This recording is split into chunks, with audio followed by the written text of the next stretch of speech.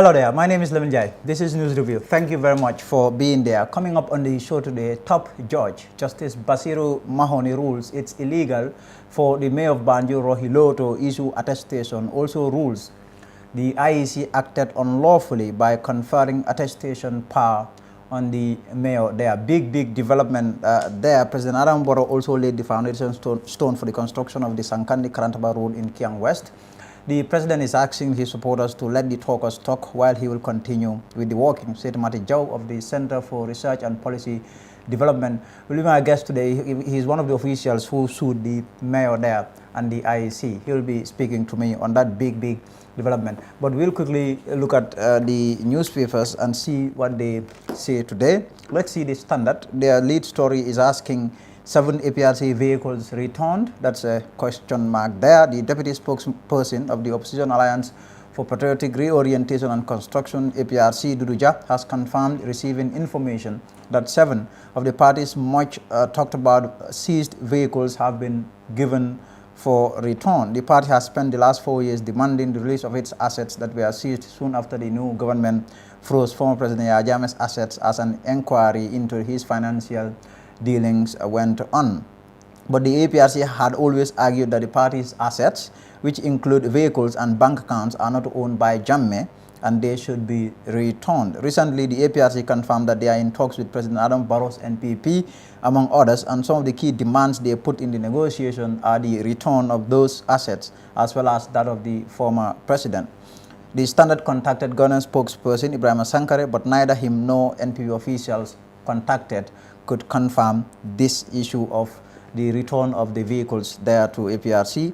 14 Sanyang villagers in court for unlawful assembly. The trial of 14 villagers from Sanyang charged with offences arising from a violent riot in the town started yesterday before Justice Ibrahim Jaite of the High Court in Banjul. The men who are accused of unlawful assembly denied the charges.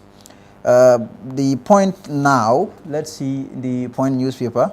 Burglary at UK High Commission, 4 suspects arrested.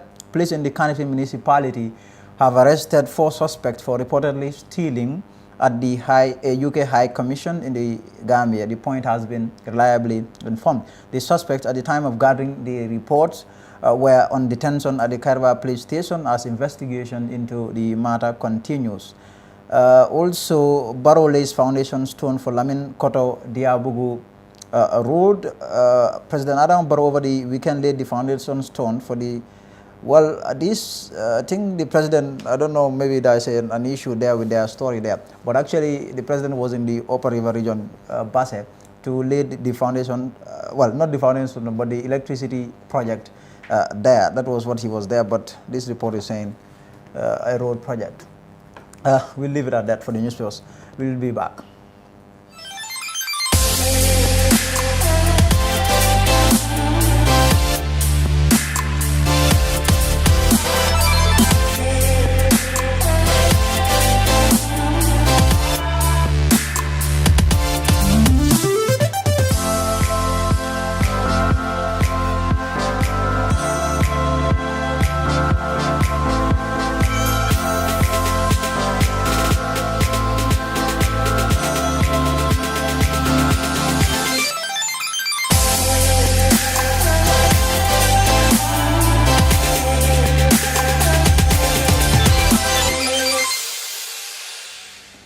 Now, the Gambia Court of Appeal Justice Basiru Mahoney, sitting as High Court judge, has ruled that it's illegal for the mayor of Banjul to issue attestation. Big development there. He also ruled that the IEC acted unlawfully in granting or conferring the power of attestation on the mayor. More in this report. Justice Basiru Mahoney ruled that the actions of the mayor of Banjul, Rohilo, in issuing attestation to the people of Banjul ran counter to the law. The appellate court justice, sitting as a high court judge, also ruled that the action of the IEC in conferring the power on the mayor of Banjul to issue attestation contravened the Elections Act. Let me conclude by emphasizing there is no carte blanche or free hand for public bodies and authorities to perform their functions. They are required to act within the law inter vires and not outside the law or ultra vires. This accords with the doctrine of separation of powers and rule of law, he ruled in a judgment that lasted nearly an hour. He added, In light of the above, the following declarations are hereby made. 1. It is declared that the actions of the Mayor of Banjul in issuing attestation to the constituents of the city of Banjul in the Independent Electoral Commission General Voter Registration exercise are in contravention of Section 12, subsection 2, paragraph B of the Elections Act. It is also declared that the action of the Independent Electoral Commission in conferring the power to the office of the Mayor of Banjul in administering attestation form generated by the IEC for the purpose of voters' cards in the city of Banjul are in contravention of Section 12, subsection 2D of the Elections Act. I award cost of $20,000 in favor of the appellants. 2 civil society groups and a councillor in Banjul had last month sued the Mayor of Banjul, the IEC, and the Attorney General, arguing that the Mayor was acting unlawfully in issuing attestation in Banjul. It came amid a huge controversy during which the Mayor herself insisted she had the power to issue attestation and asked her critics to go to court. In his judgment, however, Justice Mahoney argued Banjul already had a law around the issue of birth, where every child is required by law to be registered at birth and have a birth certificate, unlike other parts of the country.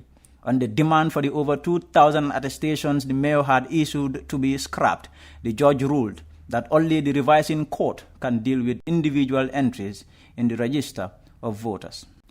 Justice Basil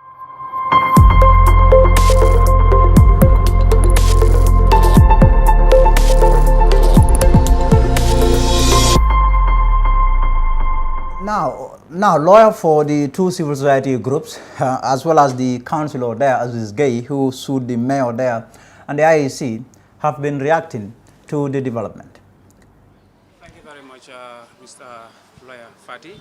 We wanted to know from your legal point of view, what does this judgment means today? I think this is terrific for strengthening the rule of law and the principle of the separation of powers. This wasn't an attack on the person of the Mayor of Banjul. This was a constitutional statutory issue. The applicants believed that the Mayor didn't have the legal authority to be issuing attestations, and the IEC conferring on the Mayor to exercise that function was not consistent with the election laws. So the issue before the court was to look at the legality or otherwise of that exercise of public function by the Mayor and the IEC. And I'm happy that the courts agreed with our position that the Mayor doesn't have that the IEC doesn't have the legal authority to confer on her or on the office of the Mayor to issue attestations in the just concluded voter registration. So, in terms of within the realms of our context and looking at our history, I think this is wonderful. This is wonderful for democracy. This is wonderful for the rule of law, the independence of the judiciary, in determining issues of huge public interest. So I think for us, in my capacity as counsel for the applicants, I couldn't agree more with the decision of the court. And I think it is wonderful for the trajectory of our country's democracy.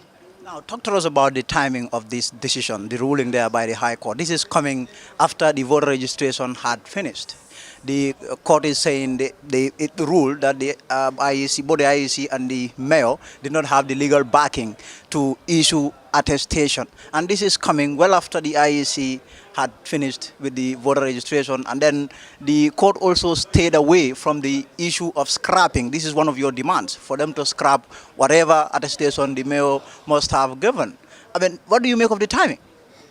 Well, we filed this some 3 weeks ago. I think the application was made on the 24th. This was some weeks before the registration process concluded. Yes, the court said that even though the court determined that the actions of the IEC and the mayor of Banjul contravened the Election Act, that the court lacked the power or the jurisdiction to strike out, basically to set aside or cancel the voter cards issued in relation to the attestations. But the revising court has the power to do that. We've just come from court. Whatever happens next, I'll have to act on the instructions of my client. But even looking at that separately, I think the fundamental issue here is about legality of actions or functions of elected and public officials. So let us not underestimate the importance of this decision of court. On the Yahya Jammeh, it was terrifically difficult to get these sort of decisions. We're able to come to court today having faith and confidence that the judiciary is independent, and when the judiciary is confronted with such highly sensitive, polarized issues, that they act within the law. And I think that is really the decision today. So whatever happens afterwards, I think is secondary. The primary issue is about ensuring, sending a message that when elected and public officials carry out their public duties and functions, that whatever they do should be within the scope of the law, either within the remit of the Constitution or powers conferred on them by Parliament. So I think that is the primary issue before us today. What do you say to the claims that this move there by you and your appellants was politically motivated? Because at least one of you, the appellants, people say is a politician. He's a councillor, someone who comes from a certain political party. Are we saying politicians do not have the power to come to court for seek for redress? But no, that is far removed from my instructions. I have acted in certain matters that are different from this. So well, sometimes you can argue that these are political, but my decision to represent the applicants in this matter has nothing to do with partisan politics. I simply accepted instructions in good faith, and I believe my instructions, my client's instructions, were simply based on law. Thank you very much. So now the fate of the over 2,000 Banjulians who were issued attestation now hangs by a thread. It will now be up to the revising court to really decide the fate of this over 2,000 people who were issued attestation there in Banjul. Away from that, the president yesterday, that's Monday, laid the foundation stone of a road in Kiang West, Sankandi Karantaba Road in Kiang West, but the president could not help but also to criticize his critics, saying they can continue talking while he will continue walking. This is an excerpt of what the president said there yesterday.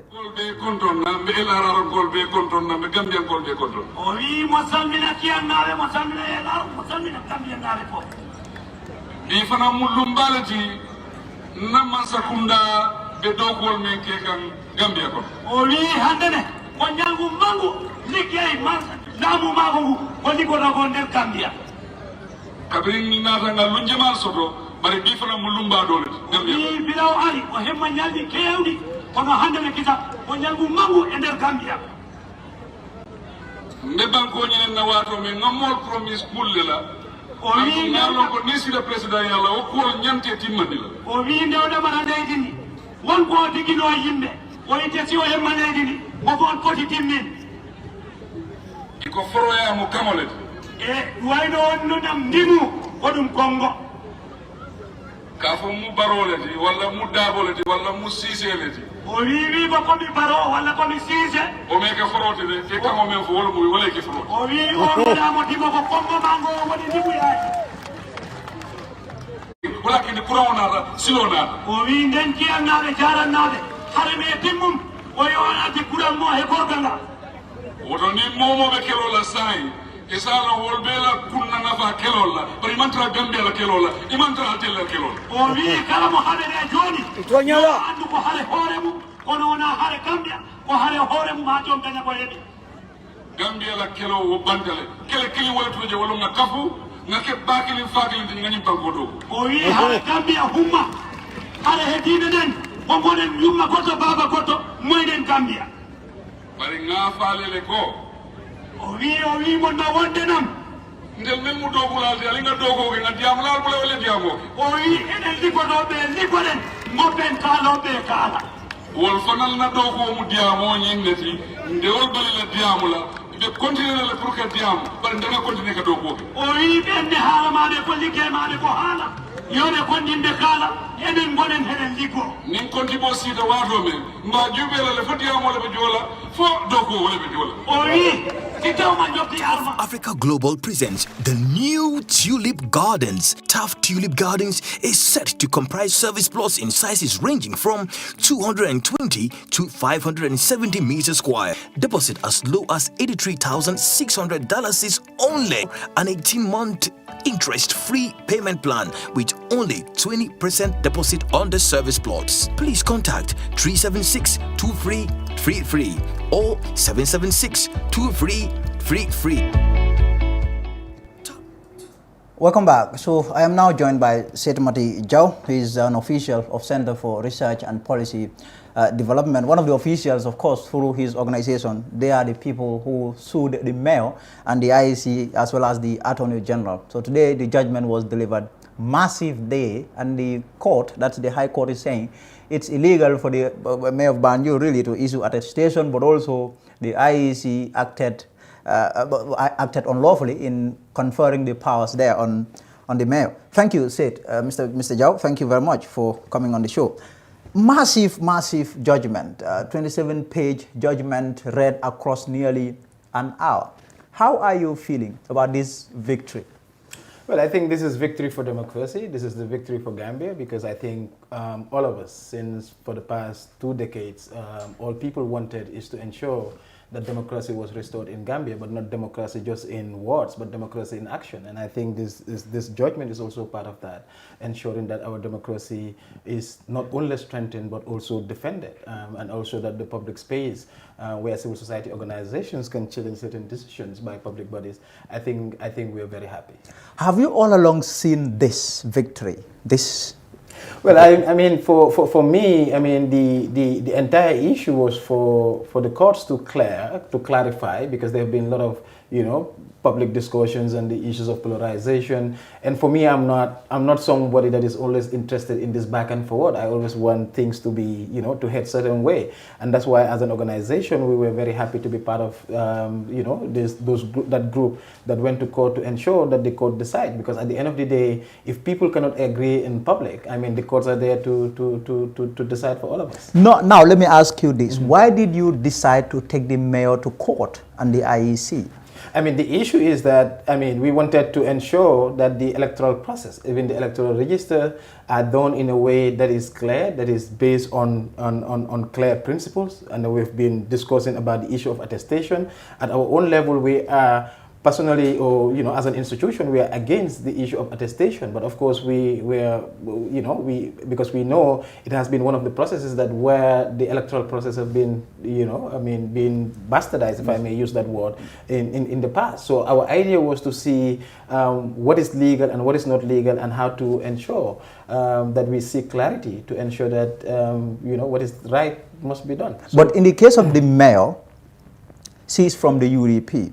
What did you see that warranted you to go to court and say she doesn't have the right to do this? I mean, I don't really care where the mayor comes from. For me, my interest is not that. My interest is that whether the law was followed, and whether, and for me, I think the court has vindicated us. Because for us, we wanted to see that the law is followed, whether the mayor is from UDP, NPP, APRC. For us, it doesn't matter. And for us, what we need to do is to protect the public space. And that's why we exist. That's why we create our institutions. That's why we come here to discuss this issue. So it's not about the mayor, it's not about the IEC, it's about our process, it's about our legal procedures, and whoever, or no matter who is there, will have to go to court. I ask you this because, I mean, there are claims out there this is politically motivated. At least one of your officials who was part of this suit, I mean, Aziz Gay is a councillor, he comes from a certain political party, and I mean, the mayor comes from a certain political party, so it's only natural claims are out there that this is politically motivated. You have one. I mean, we have taken the National Assembly to court, and that wasn't partisan. I mean, if Aziz decides to join or wants to fight for that, he has the right. He can even go to court on his own. I mean, so it is let the politician talk. We are not politicians. We are civil society actors, and we will do our job as civil society. And we are not here to please anyone. So we'll continue to do that work. talk. Let them do whatever they want to say. And for us, what we want is the court to speak, and the court spoke, and I think that is clear. Now, you didn't get all your demands. You also asked the High Court to cancel all the attestation the mayor must have issued in Banjul. But hey, the court stayed well away from that. He doesn't even want to talk about that. The judge doesn't want to talk about it. Says that is up to the revising courts. Well, I think that for me, I think... You think that is fair on the part of the judge? That's fair. I mean, at least, you know, the issue of jurisdiction was also raised. And I think for the judge to come and say, well, this is the extent to which we can go and this is where we can stop, I think that was fair. For me, at the end of the day, what is important is that, you know, the ruling is clear. It is, at least it's not against anybody. I mean, nobody is not going to sleep tonight, but at least we are happy that our democracy and we have independent courts, and these things are what is important for us. And at the end of the day, you know, at some point you get some and then you lose some. So even for me today, if we lose this case and the court said the mayor had the right and the authority to do that, I will go home and sleep. Because for me, my primary interest, and I think most of our team members, our primary interest was to ensure that what is justiciable was done, and it is done in this case. And one thing also that the judge raised that even myself I didn't know about has to do with the issue of compulsory registration in Banjul, a colonial era law, 1886. Yes. I mean, I did not know that. Did you know that Banjul all along had a law? I never knew. I mean, I don't think many people know that because also sometimes we just focus on the Electoral Act, not knowing that, you know, there are other laws that govern, you know, other aspects of our society. And to hear, and I think I will get to understand that, because even in terms of election, Banjul was voting like 10 years before the rest of the country started voting. So in that case, of course, I mean, I didn't know that was the law, but I'm happy. That's why I said this ruling was educational for all of us. And I think we need to take it that way, that there are so many things that are in this country that we need to know about. And cases such as this are bringing this up. And I think for me, as a student of history, I think this is important. Now, the judge also mentioned the lawmakers as being the ones who repealed or deleted a part of the Elections Act, really, that allowed 5 elders to issue attestation in Banjul. In terms of the lawmakers, do you think they are the cause of all of this? Do you think they are to blame for this mess? I mean, I think we need to understand this country. I mean, from colonial days, that this country was divided in terms of colony versus protectorate. And so the laws that were made in Banjul were civil, because Banjuls were seen as the citizens. Yes. And the protectorate were seen as subjects. And in that matter, so most of the laws in Banjul were civil laws. And so therefore, even this birth and registration was, specifically dealing with the colony, and that was Banjul and Janjanbureh. So, I mean, perhaps one of the arguments that I have is that we continue to inherit the colonial establishment, and that's what we need to move away from. So I would not blame the parliamentarians. Perhaps that's how they see it, but I think moving forward, there's a need for greater access in terms of birth certificate and others within the other side of the country in terms of the rural, so that people can have that. And there's an opportunity. There's an Electoral Act that is there, and I think there are ways that they can definitely address this issue, and they should learn from this case as well. Now on the issue of the attestation now, over 2,000, staggering, looking at the size of Banjul. This is what the number of people who is that number confirmed by IEC? That was what was said in court. That was what was said in court coming from the mayor's office. I want to see what the IEC said, whether it was 2,000 or not. But are you going to press ahead? Are you going to turn to the revising court to ensuring that this is scrapped? Now that the High Court is saying the mayor doesn't have the authority to issue attestation, are you still going to go to the revising court to ensure that these 200,000 attestations are cancelled? I think not 200,000, sorry, but 2,000. I must be clear. I don't know the number. I wait to IC to see exactly how many people. But however the number, is, are you still going to go to the revising? To ensure that the electoral register is credible, is clean, is clear. Because in the past we have seen, and even people make that, even if it is whether it's right or not, the public perception is that the register was not as clean as it was supposed to be. And so we'll ensure that the register is clean. If you don't have the power to attest, and then you attest, we'll have to challenge that. So we'll continue. And I think, I don't want to put the horse before the cart or the cart before the horse, whatever the saying is. But, you know, we'll ensure that we have a very credible register, and whether it is in Banjul, wherever it is, as civil society organization will continue to ensure that the register is credible. But don't you also think that you run the risk of creating yourselves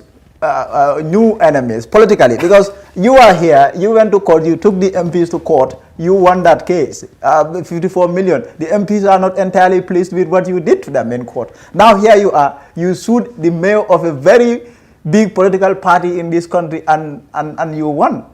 Are you not, like I said, fearful of if creating the politicians yourself? are doing their job, as civil society, we will do our job. We are not here to please anyone. And for us, as long as it is the truth, it is the legal, we will stand for that. I mean, why should we, who cares about enemies? I don't have any enemies. What we are trying to do is to protect this country. And so if people hate us for that, if people think like we are being political, that's their business. It's not ours. Our business is to ensure that the laws of this country are followed to the letter, and anybody who has the authority, you know, is given the authority, and they act within the authority. So let them hate, let them do whatever they want to do. We don't care. I go to bed, I sleep. And tomorrow I know that my conscience is clear, that what I'm doing for the country, I'm doing for the next generation. And so if they feel like they're interested in politics and all, that's their business, that's their job. Let them do their job. So we'll do our job. When you announced this lawsuit, I gave, I think my view was this is going to open a Pandora's box. And that is what I sense here. Now, I mean, the court has had its say in this issue. And now, the revising courts, the IEC has finished with the voter registration, the revising courts will be established, and political parties are going to turn to the revising courts. Let's say, for example, because the two political parties that are likely going to turn to the revising courts is UDP and NPP, because every now and then you hear UDP people claiming that, okay, NPP people are registering people that are not qualified to be registered. Likewise, the other side too, they've been accusing each other of that. Now, if you have, for example, this has opened a whole Pandora's box. If, for example, UDP is not satisfied with a particular list of voters and wants to take that to the revising courts, for example, the NPP can also come to Banjul and say, we are going to take this to the revising courts. This is what the High Court said. I believe as civil society organization, we have done our job, and our job is to protect the public interest, and we have done that. And whoever want to use it for political or whatever they have to do to follow up, I mean, it's there. So we have no hand in that. What we are supposed to do, what we wanted to do, is to ensure that the court interpret the challenges that we were going through, and then they have done that. So what the steps that need to follow, I think if they decided to do that, to look at it from a political lens, I mean, that's theirs. So we will not have any issues with that.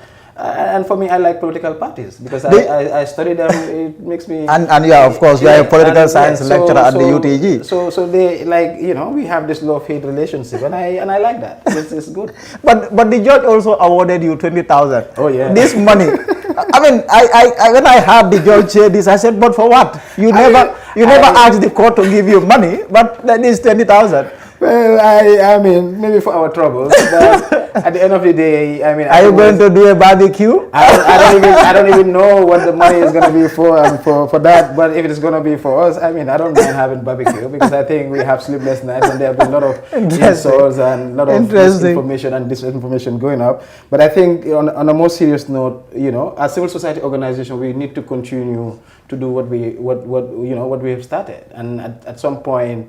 I am not somebody that is more into going out in the streets, and so I feel like that we can use the law as a tool for social transformation. And for us at the center, and I think even Gambia participate, that this is their interest, that they want to ensure that whatever we do, we ensure that it is by the law, and if the court say this is the way we go about that. So, I mean, yeah.